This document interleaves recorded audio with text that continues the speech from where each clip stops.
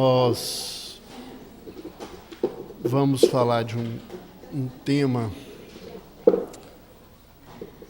extremamente importante e desde já eu gostaria de pedir as minhas desculpas à organização, porque nós tínhamos preparado um tema e ouvindo todo mundo falando de tanta coisa de ciência, eu vou me permitir seguir a intuição e o cuidado que a espiritualidade tem conosco. Falar sobre obsessão é, na realidade, falar sobre a maior pandemia que nós convivemos com ela nos dias de hoje. Para aqueles que não sabem o significado, nós temos as epidemias, que são o surgimento dos quadros patológicos que se espalham em determinadas áreas. E quando nós falamos de pandemia, nós estamos falando de doenças que tomam conta do nosso planeta.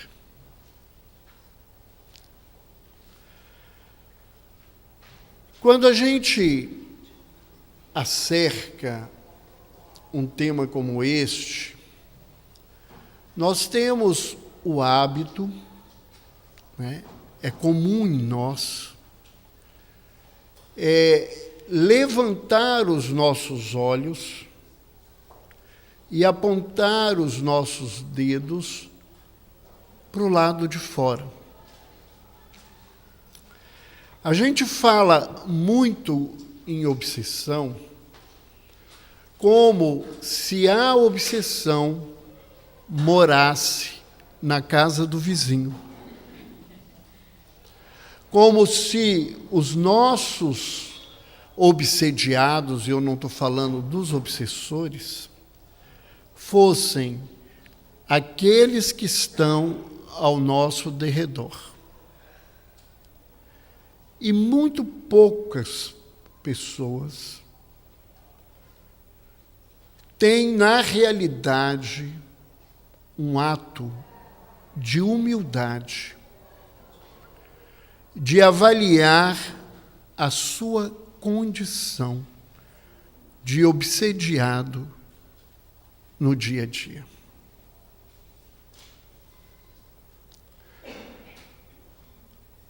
Não são raras as pessoas que consideram e relacionam diretamente a obsessão com a questão da mediunidade no seu sentido ostensivo. E que adentram ao tema sempre acreditando ao desenvolvimento da mediunidade a solução maior para os problemas da obsessão. Todo esse contexto, que pode também ser uma realidade, não é a realidade do todo. Por que a obsessão ela se transforma nessa grande pandemia? Porque à medida em que a humanidade convive com as conturbações que nós nos encontramos nelas nestes dias, os nossos pensamentos, eles geralmente se desenvolvem ou se direcionam de maneira negativa. Eu creio, né, que todos nós aqui, e me permitam citar nomes e citá-los da maneira mais respeitosa que eu puder, porque eu não sei se intimamente eu sei respeitá-los como deveria, né? Mas eu sei que, né, todos nós sabemos da história de duas personagens extremamente complicadoras do nosso planeta nesse determinado momento. Uma delas é o presidente da República dos Estados Unidos, Donald Trump, e a outra é o ditador da Coreia, na sua postura, ambos doentes, aos quais nós todos tratamos como nossos obsessores. Criaturas que nós acreditamos estarem perturbando o nosso planeta e a nossa vida. Mas será que quando qualquer um de nós se dirige a eles como loucos, como perturbados, como pessoas más, será que a nossa vibração é menos obsessiva do que a obsessão deles nas nossas vidas? É essa reflexão que é importante a gente fazer nessa caminhada. Eu não posso mudar a conduta, a postura, o pensamento de qualquer criatura na vida. Eu não posso fazer com que esses dois companheiros de jornada, que nada mais refletem que a loucura que o mundo se encontra, façam diferente. Mas eu posso, eu devo e eu tenho que mudar a minha condição íntima para que o processo obsessivo na Terra se reduza, diminua, crie menos problema no dia a dia. A obsessão, segundo o Evangelho, segundo o Espiritismo, é a ação persistente que os espíritos têm do ponto de vista do mal uns sobre os outros. Muitas pessoas, por falta de conhecimento, acreditam... Eu queria água, por favor. Muitas pessoas, elas colocam-se, né, achando que o obsessor está sempre do lado de lá e que nós somos as vítimas do processo da obsessão. Então, nesse contexto,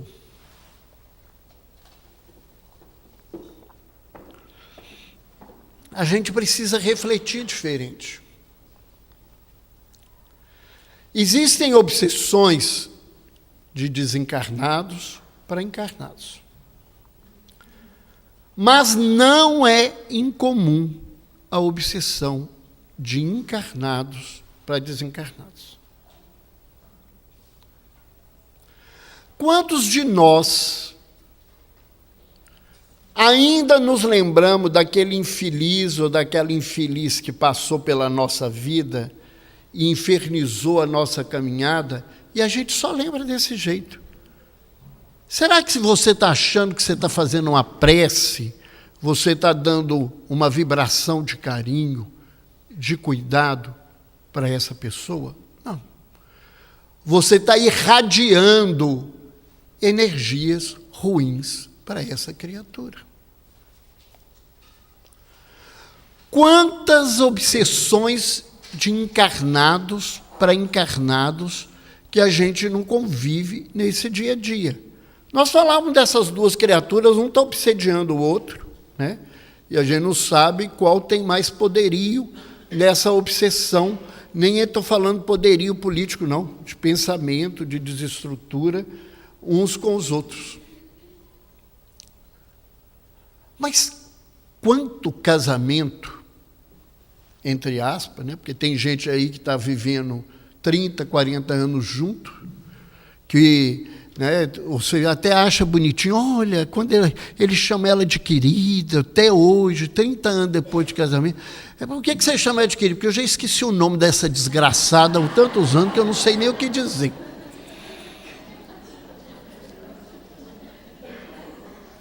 Quanto relacionamento sobre, né, o mesmo teto é uma relação de obsessão todos os dias.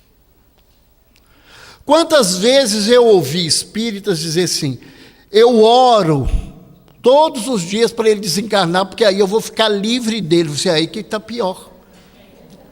Vocês não aprenderam nada. Eu aprendi muitos anos atrás com uma preta velha. Ela dizia assim para si, meus filhos, quando você tiver alguém que não gosta, reza para que ele viva muitos e muitos anos, e ao teu lado, porque você vai estar sabendo o que ele está fazendo, porque o dia que ele desencarnar, você não sabe o que ele é capaz de fazer para as suas costas. Então, nós, né, vamos ver que as obsessões, elas pululam na nossa vida.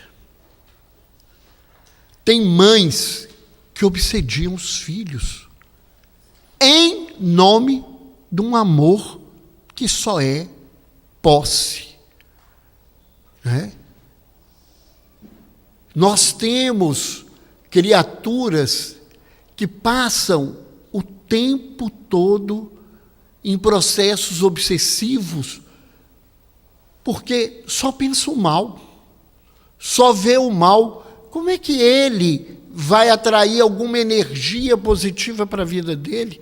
Porque o que ele irradia é o que ele recebe. Célia falava sobre isso para nós hoje de manhã, sobre os campos que nós construímos.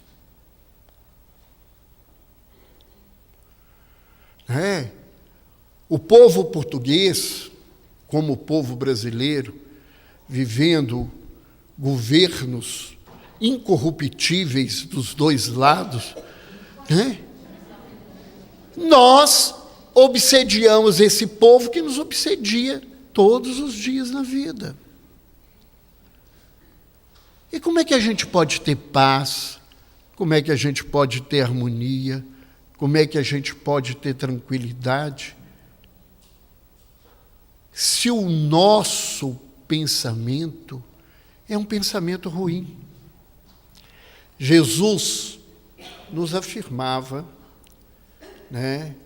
Vigiai os vossos olhos, né? Quão é a tua luz, né? Porque se a tua luz for os seus olhos forem trevas, quanta treva não estará no vosso coração.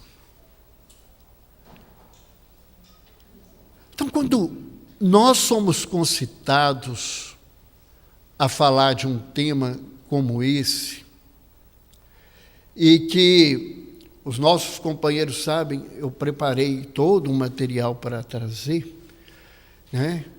E já na parte da manhã e agora ouvindo, a alma nos pedia que a gente falasse daquilo que o coração se preocupa. Eu sou um psiquiatra. E eu vivo em meio à obsessão.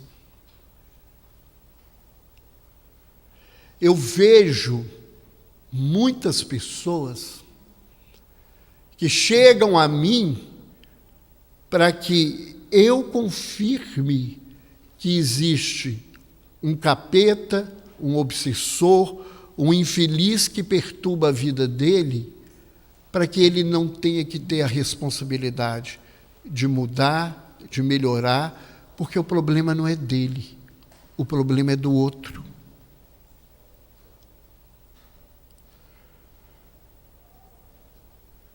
E quanto que é difícil fazer com que a gente saia desse lugar cômodo de que nós somos vítimas, para nos posicionar na condição de que nós somos, na verdade, os verdadeiros algozes da vida. A Terra, ela convive hoje com um processo de imensa conturbação. Conturbação de todos os modos. Social, política, financeira. Nós vivemos, né?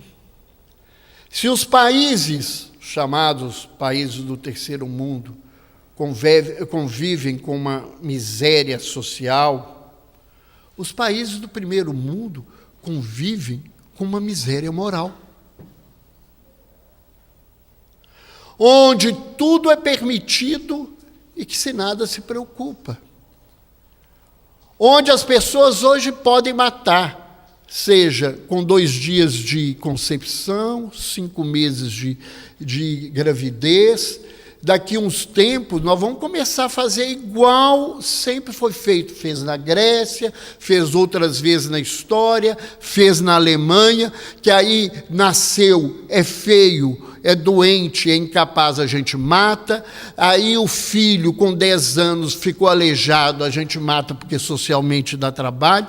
E a gente vai matando cada vez mais. Porque se eu mato com 2 meses, que diferença tem? Eu mato com 10 anos, com 14 anos, matar é matar.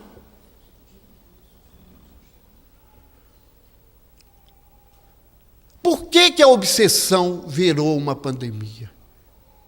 Porque a humanidade está perdendo o senso moral. E aqui eu não estou falando de moralismo, não, porque moralismo, infelizmente, a história da humanidade nunca perdeu. Porque moralismo é falsa moralidade. Nós estamos perdendo o sentido da dignidade humana. Nós estamos perdendo o sentido do posicionamento da criatura diante da vida. Eu não falo daquele lugar que muita gente fala assim, antigamente a gente como filho, o pai olhava e a gente obedecia, como se isso fosse uma vantagem, que não era, porque aquilo ali era temor, não era respeito. Mas se a gente perdeu aquele sentido, hoje as gerações novas não têm nenhum respeito por nada.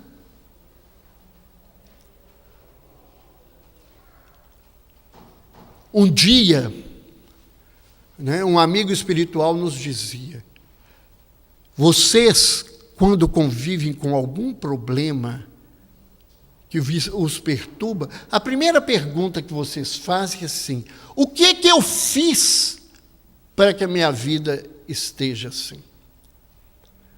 E ele disse, o Carlos diz assim, a humanidade sofre muito mais pela omissão do que pela ação.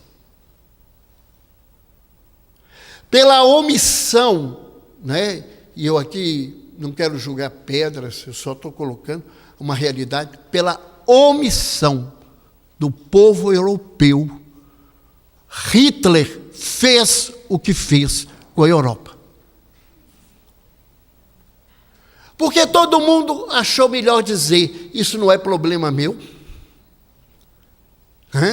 Nós somos especialistas nesse lugar, enquanto não incomoda o meu bolso, a minha vida, o meu lugar, a minha mesa, o problema está no outro lugar, fica muito fácil.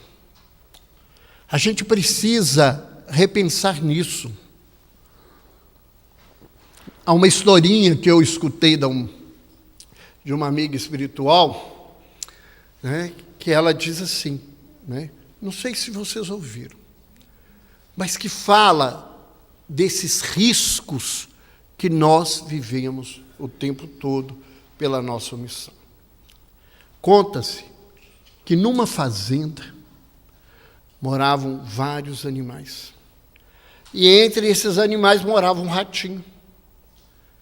E certo dia, o ratinho, muito curioso, viu a dona da fazenda chegando, trazendo uma ratoeira.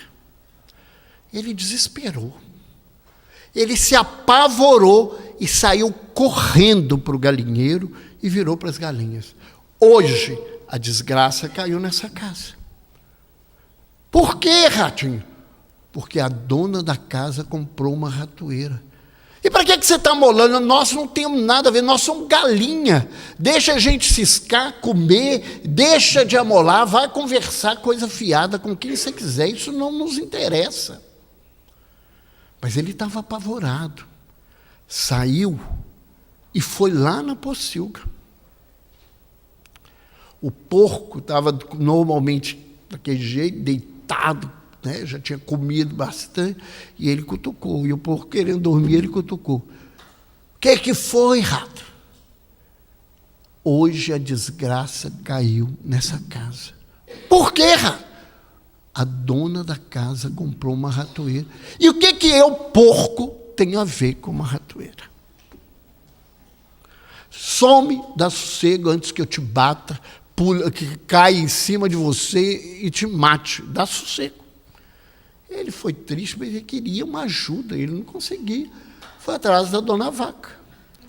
E contou a mesma história para a dona Vaca, ganhando um coice, ela disse, vai embora, eu não tenho nada a ver, me dá sossego com essa ratoeira. Acontece que a dona da casa armou a ratoeira à noite. E de madrugada, ela ouviu a ratoeira desarmar. E quando ela ouviu, ela falou assim, graças a Deus, peguei o rato, levantou no escuro. Quando ela levantou no escuro e foi em direção que ela pôs a mão, só aí que ela descobriu que não tinha sido o rato que tinha desarmado a ratoeira. Era uma cobra venenosa que a picou. Ela começou a gritar, o marido acordou, e vendo aquela cena, aquela situação, e desesperado, porque era uma cobra bastante venenosa, mandou chamar o médico. O médico chegou e falou assim, olha, a situação dela é muito grave. Acontece que eu não tenho aqui nenhum antídoto. Tem que se buscar e ir longe, não tem jeito. Vai ter que buscar na mula. Então tá. Ele virou e falou assim, como é que vai fazer? Olha, eu vou tomar conta dela até chegar, porque não pode, ela pode morrer esse tempo todo. Ele mandou um dos empregados buscar o antídoto e mandou chamar a cozinheira e falou assim, olha, a situação é séria e a gente vai ter que ficar de vigília toda noite. E para não dormir, a gente vai precisar comer. Então você vai lá no galinheiro e mata umas galinhas para preparar uma comida porque médico gosta muito de comer, Então, o doutor ficar aí acordado, pelo menos comendo, dando sossego, vigiando minha mulher. Acontece que mata outra galinha, demora, não estava chegando, demorou alguns dias, ele virou lá e falou assim, vai lá, quando a cozinheira falou assim, não tem uma galinha para matar esse homem, come mais do que sua mulher. Tem jeito, eu preciso salvar minha mulher. Mandou matar o porco. Nesse caminhar, chegou o remédio, pôde tratar a mulher, E quando a mulher estava melhor, curada, o médico disse, agora eu posso ir embora. Não, doutor, depois disso tudo, nós estamos felizes, eu já mandei matar a vaca, nós vamos fazer um churrasco para fazer uma festa. Então, quando o rato nos disser que a desgraça entrou dentro de casa, por causa de uma ratoeira, não ache que a ratoeira só é perigosa para o rato. E a nossa humanidade tem se posicionado desse jeito. Quando Kardec pergunta aos espíritos por que a aparente vitória da maldade diante da bondade do mundo, os espíritos são claros de dizer que é pela timidez dos bons. A obsessão, ela não acontece só naquele caso que o indivíduo, eu vou usar um termo bem mineiro que não sei nem se tem aqui, estribucha no chão. Tem, né? A gente estribucha no chão, quebra, faz. Não. Quando a gente passa o dia inteiro só pensando em determinada coisa e preso a determinada situação, que a gente falava do pensamento obsessivo, a gente está construindo obsessão. Tem maridos que obsediam as esposas o dia inteiro, como tem esposas que obsediam maridos o dia inteiro, e vice-versa. E aí, nós estamos precisando pensar aonde a gente está. Qual que é o nosso lugar? Porque nem os movimentos religiosos ficam livres do processo obsessivo. A gente vê o tempo todo o movimento religioso, e eu não vou caminhar na casa dos outros, não, vamos caminhar na nossa casa, vamos lavar as roupas sujas que são nossas. O movimento espírita não é um privilégio seu, não, porque eu vejo todo mundo reclamando. No Brasil é igualzinho. A gente vive obsediando uns aos outros, falando mal do companheiro, da outra casa espírita, da outra reunião, do médium, do dirigente da reunião. Isso é obsessão.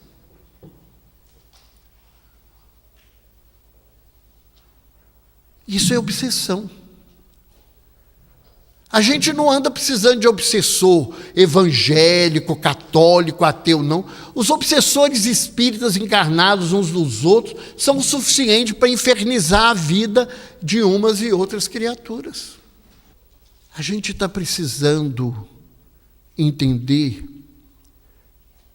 que nós fomos concitados nesse momento, convidados pela bondade divina, pela misericórdia, pelo amor de Jesus, a conhecer a doutrina espírita. Não é para a nossa vaidade, para o nosso orgulho. É para a nossa mudança moral. A gente já passou muita encarnação matando uns nos outros na clausura, combinando crimes para matar padres, papas, bispos, arcebispos. Não era só rei e rainha, não. Precisamos mudar de lugar, mudar de postura. E como é que a gente pode se tratar? Primeiro, não existe receita pronta. Cada caso é um caso. Então, eu tenho que voltar para mim mesmo e me permitir procurar entender o meu lugar. aonde eu estou, o que eu estou fazendo, como eu estou me posicionando na minha vida. Porque se eu falo mais mal do que bem, eu estou no lugar de obsessor, eu não estou no lugar de obsediado. Se eu desejo mais mal do que bem, eu estou no lugar de obsessor, eu não estou no lugar de obsediado. Se eu agrido mais do que eu sou agredido, eu também estou nesse lugar. Então eu não tenho que esperar que o outro resolva o meu problema. Eu tenho que passar a cuidar de mim. A grandeza, né, da doutrina espírita, né, que muita gente está aí esperando que um dia vire uma doutrina universal, que tome conta, o mundo seja todo espírita, né, porque eu não sei aonde arrumaram isso, porque Kardec foi claro dizer que ele não esperava isso. Chico Xavier dizia isso: eu não espero que a doutrina espírita seja um dia universal, eu espero sim que os princípios da doutrina sejam aceitos e entendidos pela humanidade. Sabe para que serve a doutrina espírita? Para uma turba de gente difícil, rebelde, teimosa, atrevida, como esse grupinho que está reunido aqui. E mais alguns poucos milhões, porque nós somos tão poucos que, né, poucos milhões na Terra. Sendo que a maioria desses milhões estão lá no Brasil, porque é um lugarzinho que se reúne a nata, né, da bondade do movimento espírita. Então, nós, né, a doutrina espírita existe para a nossa reflexão pessoal.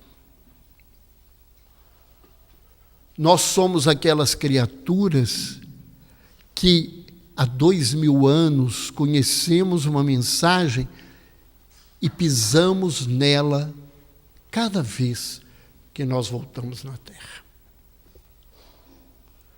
É para isso que nós estamos aqui.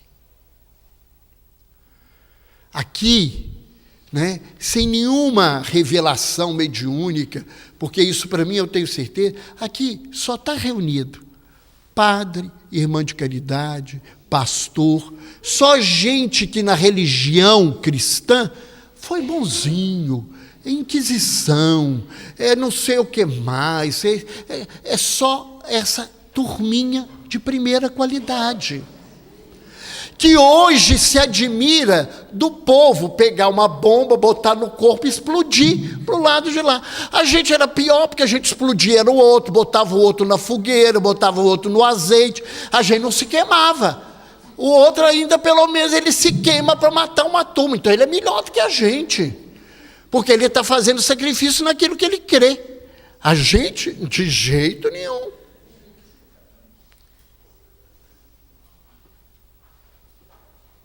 Nós somos as ovelhas perdidas da casa de Israel, porque a casa de Israel é a humanidade inteira, mas nós somos as ovelhas perdidas. Nós somos esse povo perdido que do judaísmo foi para o cristianismo, só aprontando confusão. Então nós precisamos mudar, gente. Sabe por quê? Independente que os outros falam de umas coisas que a gente não sabe, se tem planeta chupão ou chupado, eu não sei nada, se tem esse troço, de onde que vem. Eu só sei que uma hora Jesus vai falar assim: meu filho, o que eu podia fazer, eu fiz. Agora eu vou te arrumar um outro senhor para ver se cuida de você. No outro, você vai para os quintos dos infernos e vê se lá você arruma alguém para resolver sua vida. Porque você não quer ouvir amor, você não quer ouvir transformação pessoal.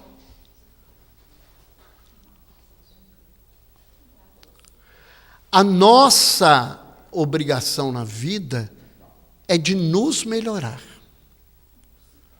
E quem se melhora não é vítima de obsessão.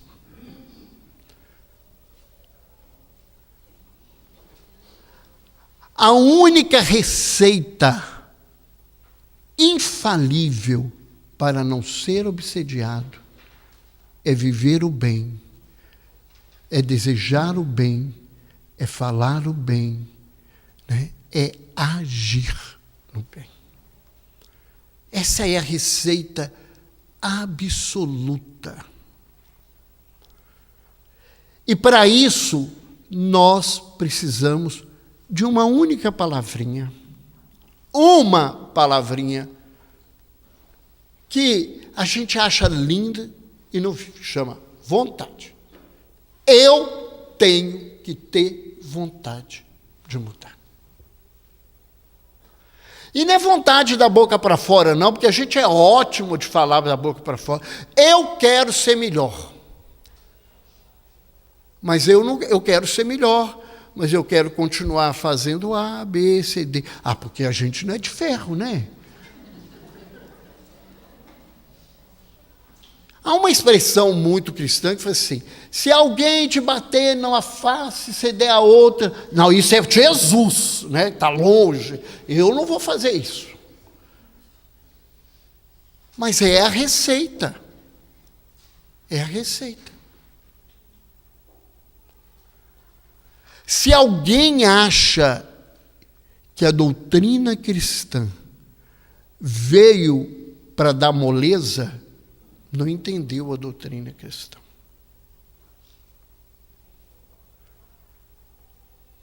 Emmanuel, no livro Fonte Viva, num dos seus capítulos, ele diz assim: o homem avaro sonha pelo dinheiro. As criaturas astutas querem o poder. As almas, né? O termo não é esse, mas é o que me lembra agora, levianas, buscam o prazer. De tanto agirem, o avaro consegue o dinheiro e se torna escravo do seu tesouro. De tanto buscar o poder, o homem público chega a ele e avilta o seu nome. E as almas levianas que se ocupam com prazer sofrem as consequências das suas atitudes. E ele diz assim: se para coisas tão materiais a criatura humana paga tão caro pelo que deseja, qual o preço do cristão que quer a sua salvação?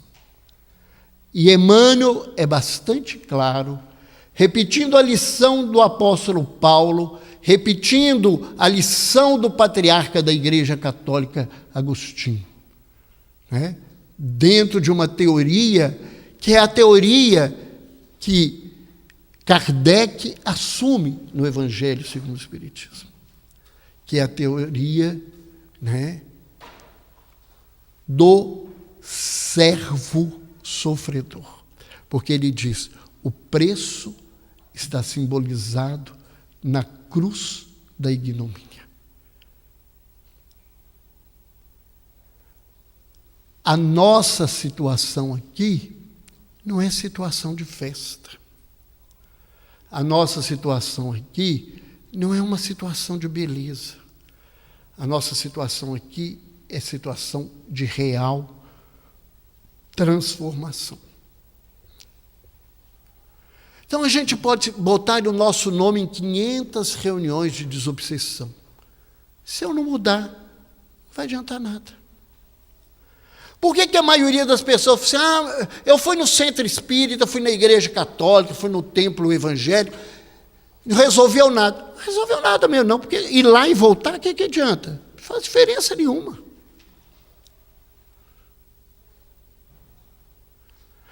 Tem 15 meses que meu nome está na reunião de desobsessão e não melhora. Ou não vai melhorar, você fez alguma coisa para mudar? Não.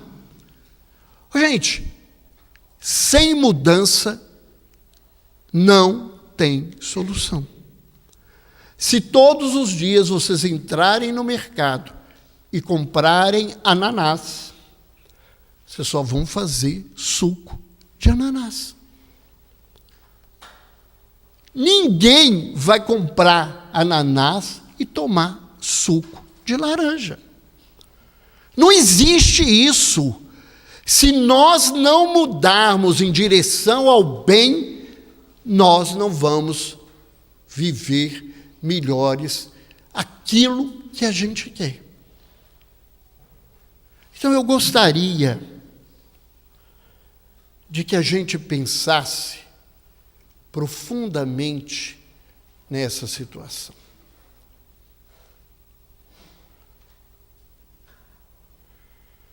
Nós hoje já recebemos várias informações técnicas, várias informações da ciência, né?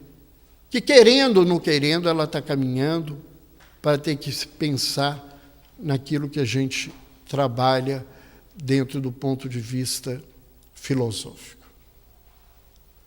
Mas isso tudo incha a alma, como diz o apóstolo Paulo. Isso tudo envaidece o homem, mas não modifica o espírito. A mudança é a reforma pessoal. E a gente não está aqui para ficar cobrando a reforma de ninguém. Quando a espiritualidade nos pediu para dizer e falar dessas coisas, certamente a grande preocupação deles é a minha pessoa e a necessidade que eu tenho de melhorar.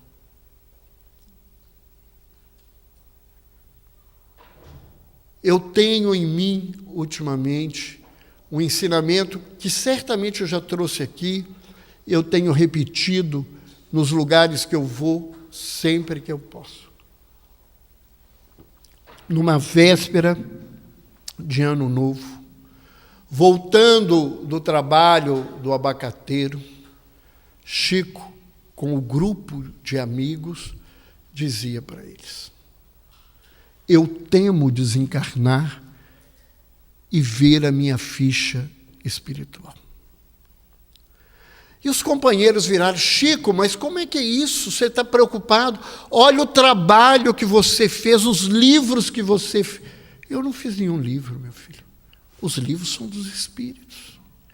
E as obras que se construíram através do seu trabalho não são minhas. As obras são de Jesus, em favor dos irmãos. E eles foram tentando, até que ele retoma e diz: eu temo chegar lá e ver a minha ficha espiritual, porque sei e tenho certeza que a minha única e grande missão é voltar para lá melhor do que quando cheguei. Essa é a única missão de todos nós. E quem quiser vencer a pandemia da obsessão no mundo, cuide da sua obsessão. Cuide de si. Seja bom, digno, reto. Busque exercer o amor. À medida que cada criatura na terra acender um fósforo, a treva não terá espaço mais entre os homens. Muito obrigado. Muita paz.